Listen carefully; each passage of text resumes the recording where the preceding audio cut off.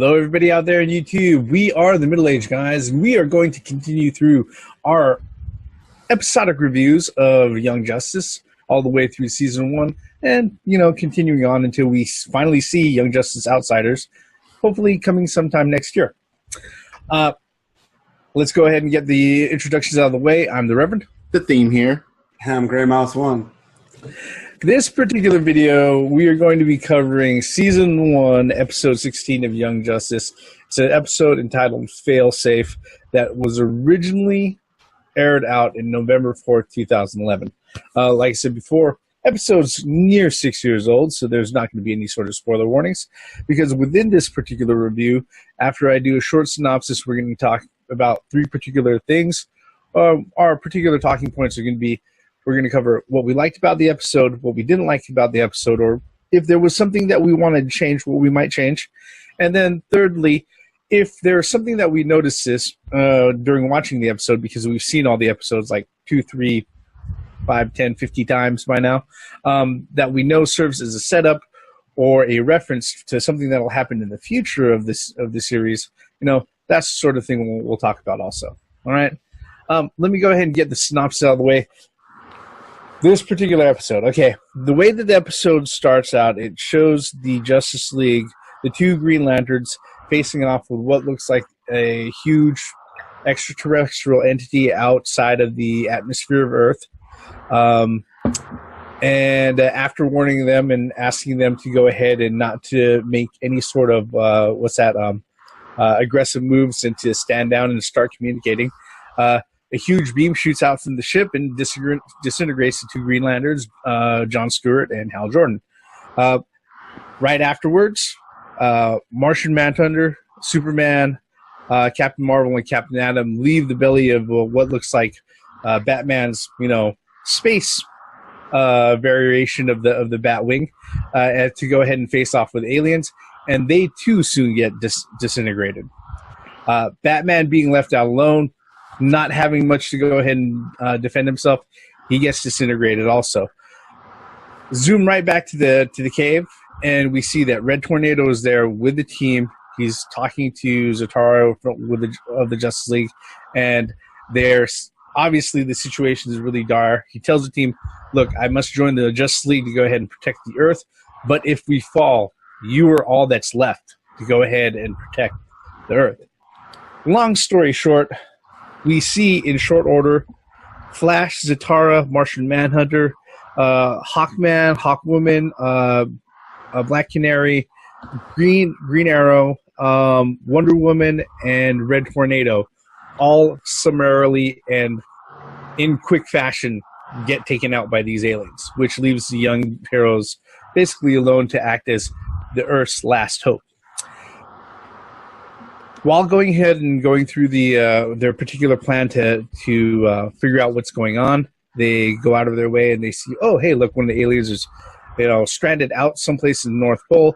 They go over there to find out what's going on with that particular alien scout, maybe even, rob it of some of the of their technology, maybe scavenge some weapons. And in short order, during that time, Wolf gets disintegrated, and then shortly afterwards, Artemis gets disintegrated. So right then and there, shit really hits the fan because everybody in the team is like losing their shit. What happens is that after integrating some of the weaponry, they go back to the Hall of Justice and they do a broadcast out to the people of Earth. Hey, look, we are still here to defend you. There are still heroes around to defend everybody. Don't give up hope. But what happens is that during their fight, going forward, when they end up going over to the Hall of Justice, they discover that, lo and behold, Martian Manhunter is still alive, and he's somehow he got there. He's not sure what's going on, but he's there to help. But during the fight that ensues there, they lose Aqualad. Afterwards, when they finally settle on a final plan to go ahead and attack their alien mothership in Smallville, during the enactment of that plan, they lose Superboy, and then they lose also Kid Flash and Robin. The only person who's left of the team is Miss Martian, and she's left to ponder what the hell she's going to do as she sees the mothership go up in a huge mushroom cloud with Kid Flash and Robin presumably still on the ship, and much to her chagrin, she thinks everything is over. She looks up and she sees that not only is there another mothership coming down, but there's actually a whole fleet of motherships coming down. In which case, she turns to her uncle, Martian Manhunter. She's like, I don't know what we're supposed to do. And he's like, I know what I'm supposed to do. And then all of a sudden, it looks like he stabs her through the chest. And all of a sudden, she wakes up, and it turns out that everything was a training exercise where all of the team members were psychically linked together through Martian Manhunter, and that the whole exercise was a no-win exercise. Everything was going to get worse and worse and worse and worse and worse the farther they got into the exercise. They were supposed to know that everything was just an exercise and simulation, but due to Miss Martian being her so subconsciously and emotionally attached to her teammates, once Artemis died, it sent like their whole perception of reality into overdrive and had everybody locked into this psychic simulation. And that's pretty much where they end up. They're like, this is probably the most dangerous thing that we've done with these kids. We're not sure what's going on. And then they leave off on the note where Martian Manhunter is saying that Miss Martian is by far the most powerful telepathic mind I've encountered so far. Much more powerful than myself. And that's pretty much where the episode ends. I don't think I missed anything, right? Mm-mm. Okay. All right. With that, let's go ahead and let's jump into what we liked about this particular episode, guys. The floor is open. Fuck this episode. And I don't mean in a bad way, okay? This episode was fucked up. Especially upon first watching it. I'm like, there's something wrong here. There's something wrong here. This can't be how this series ends. because watching it, it's like, God damn, there is no fucking hope here. First of all, you see some of the most powerful heroes and one of the greatest minds, the world's greatest detective. You see them get blasted and disintegrated, destroyed from the beginning of the fucking cartoon, and it's like, so you telling me that these kids are the last hope? Oh, we're fucked. But as the episode goes on, okay, fine.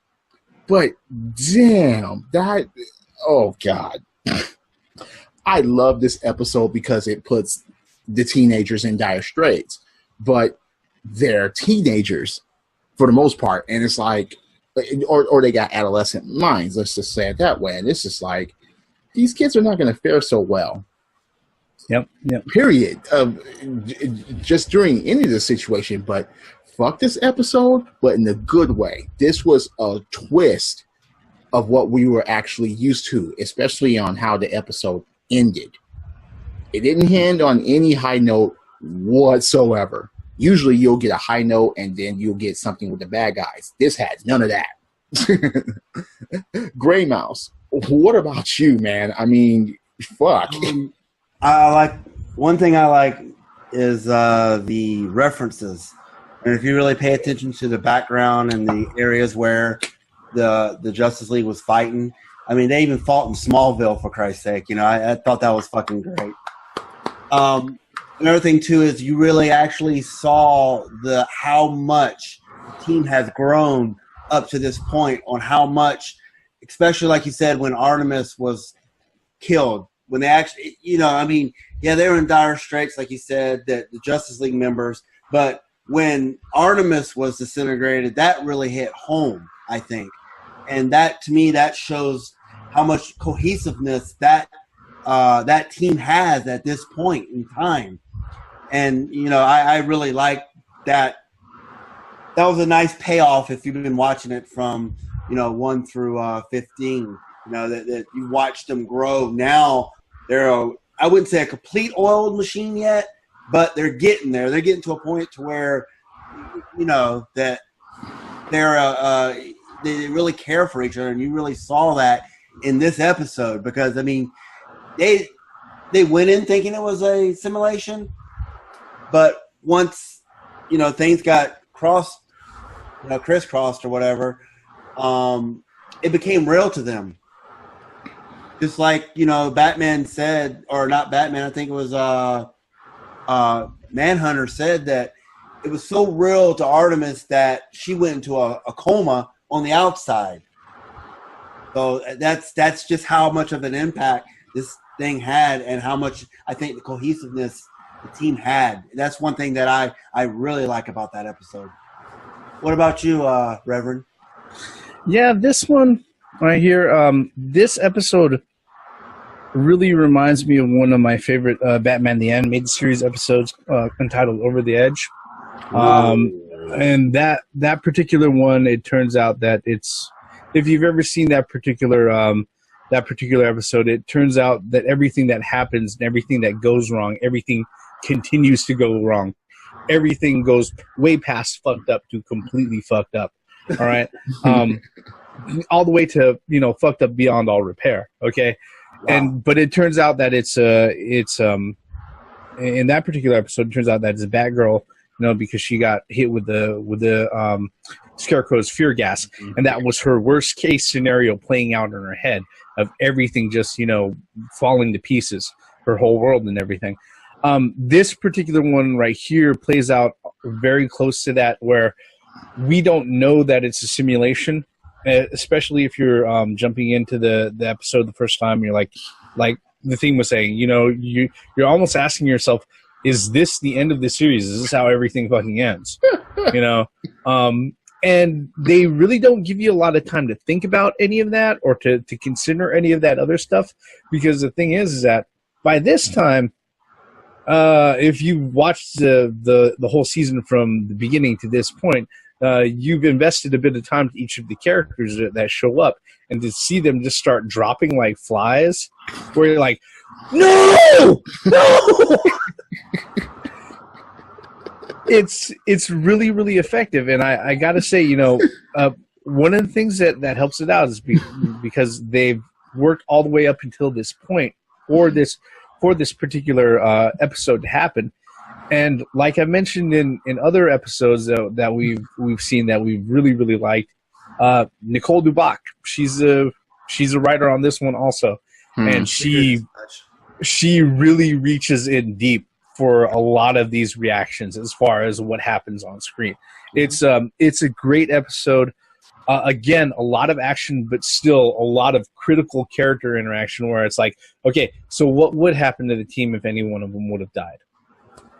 And yeah, in short order, they do answer that question. And yeah, it's really messed up. Okay. But like the theme said, messed up in a good way. All right. For the fact that it's, again, you can't help but I couldn't help but find myself getting caught up in the episode, even though I've seen this like multiple times. All right. But that's not to say that, you know, there isn't anything that we don't have like any real reservations or anything that we, you know, don't like about it. That really brings us to our second point here. Is there anything about this episode that you didn't like, or is there anything about the episode that you would change if you have a chance, guys? Absolutely nothing. The thing about this episode that really, really hit home, there's nothing that I didn't like about this episode. I'm gonna just put this out there right now. This episode was it was a knockout. Okay, this went out of the park, never to return. All that shit. It was just the fact that, okay, Superboy even found out some shit about Superman that he didn't even fucking know in this episode. Superman has a Fortress of Solitude? That was very interesting. When Artemis died, who took it the hardest? Kid fucking Flash. Yep. I mean, come on. You could see the tension, the sexual tension, whatever, between the two. You know, they goddamn well have secret crushes on each other. Yeah. The sacrificing the fucking, Robin had to take over. So you really, really had to see the whole team come together in dire straits.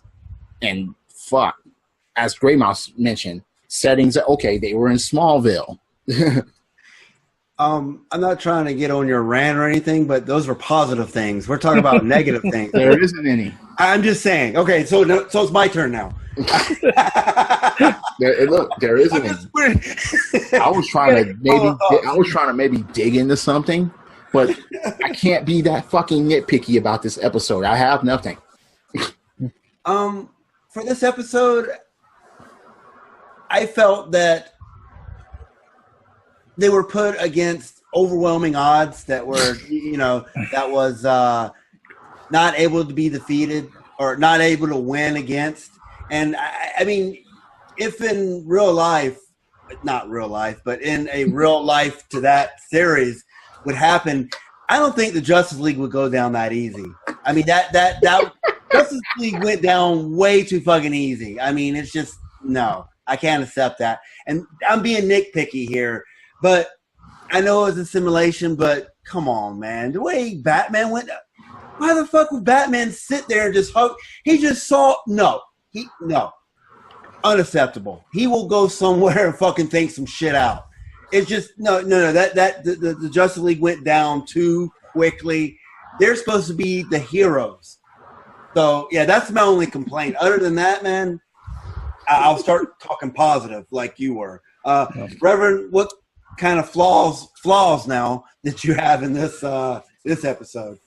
Well, it's funny that we went ahead and we're covering this one, because the thing is that the criticisms that I have of this particular episode, if I was somebody who's just watching this episode for the first time, I would not be able to make these criticisms. All right. The two things right off the bat, well, really kind of nitpicky, but they're the sci-fi tropes of, the mothership and the power core. You got to explode the power core of the mothership, and you save the whole world and everything else.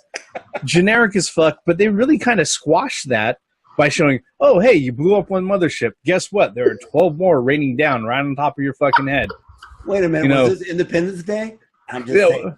No, but seriously, it was getting close to it was hedging on those tropes. All right. I'm just saying.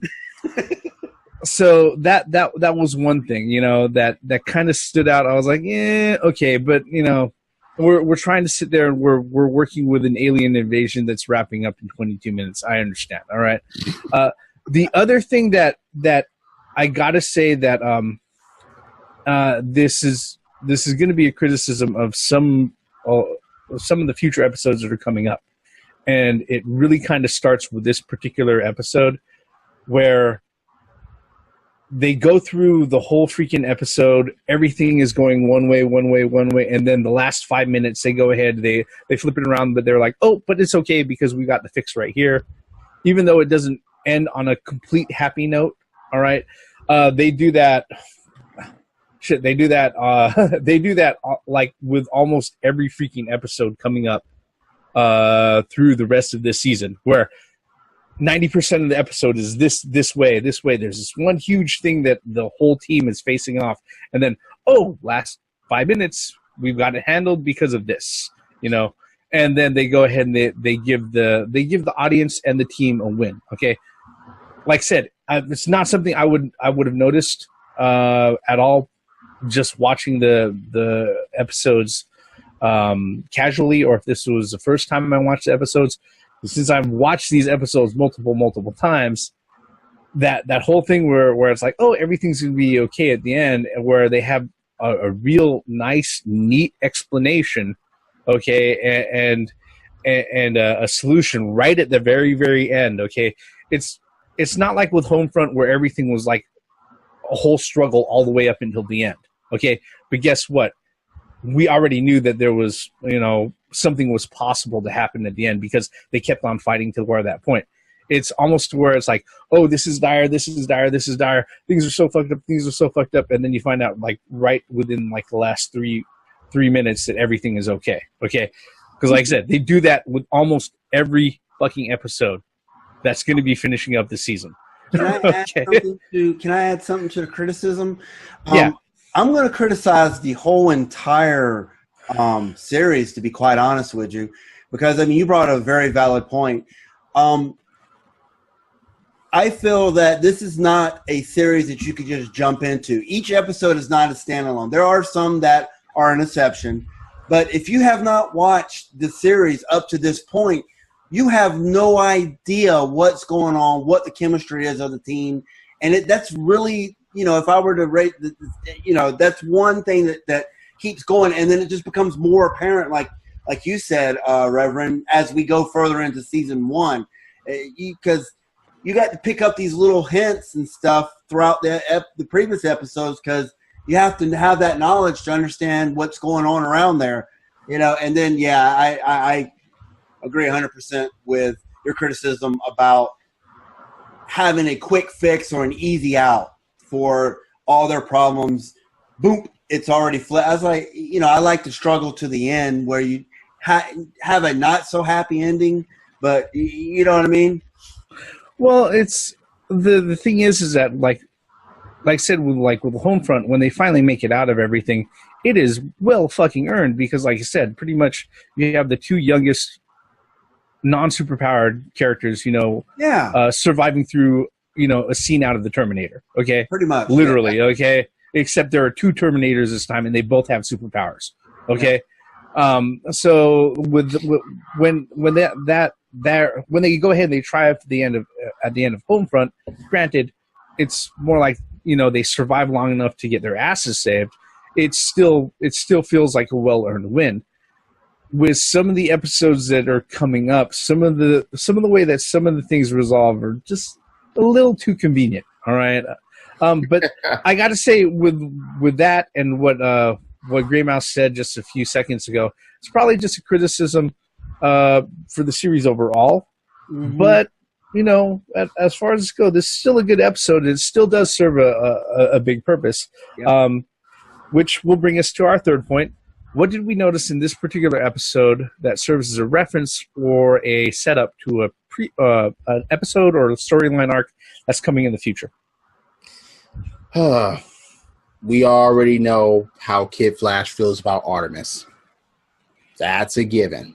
That's just, it's well put out there. It was well put out in this episode, most importantly. And now you gotta, with this episode, the team is gonna have to figure out how to cope with this shit. Because at the end of the episode, there were tears, there were sadness, they were like, look, they're rattled. They're rattled mentally. So how is the team gonna fare after this? And that's what's about to come up. Yeah. What about you, Grey Mouse? What did you notice? For me, this is pretty much a setup for the entire season 2, I think. Believe it or not, this is like a mini season 2 in just this one episode, because season 2, most of the Justice League is out, doing their thing because they're defending themselves pretty much for what happened, But so it kind of gave them, I think it kind of gave them a reality check is what this was. It was like, we're no longer sidekicks. We keep saying that, we said that last video. They're no longer sidekicks now. They are the real deal. If all hell breaks loose, and it did in this episode, and there's nobody left except for Young Justice, they are the world's superheroes. They're there to defend the earth. And if it comes down to the very last superhero, and it did in this episode, but I think this is like a major foreshadow of the entire season 2. It just, I can't, now that I've watched it, like multiple times, it's like, yeah, they're pointing, they're setting it up for, the future. That's what I felt. Yeah, there's a lot of things that's going on with this particular one. Like team said, there's this episode creates a lot of fallout, and the team is going to have to deal with that. That they deal with that directly next coming episode, Disordered. There's the whole thing with unfortunate things happening to team members, and that changing the dynamic of the team.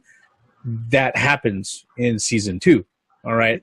Again, this reflects on that almost directly. there's that. There's the whole thing about, okay, so how powerful is Miss Martian exactly? That's one thing that's a question that's being raised now. It really doesn't get answered, fully until we jump into season 2. So yeah, if the foreshadowing on this, the references that everything that they're setting up, if it doesn't pay off directly in this first season here, I do know that it definitely sets up things that happen, in the second season. One little tidbit that I have to ask: is it me, or did the mothership look like the main pod that landed down from the Martian Imperium from the Origins episodes of Justice League? It did. Now that they look pretty similar. They look pretty similar. Yeah, because I sat there, I was watching the episode, before we jumped on to do this, just to make sure that my notes were right and everything. I was like, wait a minute, this shit has always looked familiar to me. I don't know why. And then I was like, wait a minute, if I remember correctly, the Justice League series started out, the Origins, the first 3 episodes, entitled Origins Part 1 to 3, or Secret Origins Part 1 to 3, was an alien invasion setup where it was a Martian Imperium, and I was like, the mothership. It looks just like the fucking pods that landed down on the Earth that were trying to black out the sun. So. That was a good throwback. Yeah, and I think it was. Had another tidbit. Again, is that we actually saw Robin take charge, and that's what I said earlier for what happens in season 2. That's potential Rock Paramount type thing. Look, yes. See, I mean, I wanted to knock this episode because of Kid Flash going teenage hormone crazy when Artemis died, but I fucking couldn't do it. I couldn't even nitpick that. I was trying to lead up to that nitpick when I was commenting on it, but I was like, no, I just fucking can't, because at least he showed some fucking emotion. If this episode would have been like the simulation, like, okay, everyone's emotionless, everybody has no fears, everyone was like, okay, everything's fine, when you got an alien fucking invasion going on, then it wouldn't have been as good as it was. You wouldn't have had that plot twist at the end. Well, it also wouldn't have carried the same amount of weight for the folks who are invested. So that's why when it got to the point when Artemis died and when the team really started letting loose with their emotions, I really, really got a kick out of that. And that's why I couldn't even knock Kid Flash doing that, going emotionally unstable and crazy because, damn it, my love interest is gone. Shit. I couldn't fucking do it. I'm surprised he didn't trip. No, because when he gets serious, he gets focused. And in the last 3 fucking episodes, he has been in certain ways, shapes, or form. Or they didn't drown this time. Yeah, something like that. Let's go ahead and do what we always do when we jump to the end here. On a scale of yay, nay, or meh, although at this point I don't think I really have to ask that question. But, just thinking out loud, on a scale of yay, nay, or meh, what are your thoughts on this particular episode? Oh, come on. Yay. That's it for me. Gray Mouse, what about you? Definitely a yay. I really, to sum everything up, I really enjoyed this episode. I really enjoyed the foreshadowing, and I enjoyed, seeing the team get broke down and built back up. Well, that'll be the next episode, but I'm just saying. Broken. Yeah. Yeah, no surprise. This one's a yay for me. This is, I'd have to say, this is pretty much a perfect episode. All right. Because the type of things that I complain about, and again, is the only types of things, unless you're somebody who's sat there and watched this fucking series like multiple times, not just this episode, but all of the fucking episodes, multiple times, not really anything that you can sit there and pull out as a criticism. But yeah, I mean, there are so many things that are going on with this here. Like I said in previous videos, I'm a sucker for good character interaction. All right, this has it in spades. Okay, and it's not nice character interactions. It's not just sitting down bullshitting over cookies and shit like that. No, this this is dire straits, end of the world type interaction. Okay, this is where you start. You rarely see that. Yeah. Okay. Yes. This ended up being a simulation, but you rarely see that situation. Yeah, and it adds weight to what's going on in the episode. Pile on top of that the fact that, like I said, it reminds me of like one of my favorite Batman the Animated Series episodes was the similarity to Over the Edge. Especially the way that it's set up and the way that it's paced, it doesn't give you much time to breathe all the way until the end of the fucking episode. If especially if you're somebody who's invested the time into this team over the past 15 episodes that happened before that, yeah, this one is the best thing about this particular series is that all of their knockout shots, they're not just knockout shots, but they're also well set up knockout shots. And this one right here is just, this one's a fucking KO. As far as the episode goes. All right. That said, what we really want to know, now that you know our thoughts and our review on this particular episode, what we really want to know, folks out there on YouTube, is what did you think about Season 1, Episode 16 of Young Justice, Failsafe? You can let us know by leaving us a comment below. Yeah, especially if you think there's something that we missed in the review, if you think that we're off base, we'd like hearing from that. All right. If you also want to go ahead and let us know what you think about our review in general, you can go ahead and hit thumbs up or thumbs down, whatever way you choose. And if you care about seeing whatever, our future reviews and everything else, you want to know when they drop out, feel free to hit that subscribe button and turn on those notifications. You'll get notified whenever we go ahead and we put out another one of our reviews or any one of our other random conversations, whether or not it be about video games or other geeky shit. All right. With that, we're going to go ahead and we're going to bring this particular review and our video all the way to an end right here. I'm the Reverend. The Theme here. And I'm Grey Mouse 1. All forms of entertainment has the right to exist, even if you don't like it. And thank God this wasn't the last episode of this fucking series because everyone was fucking passing away. Credits.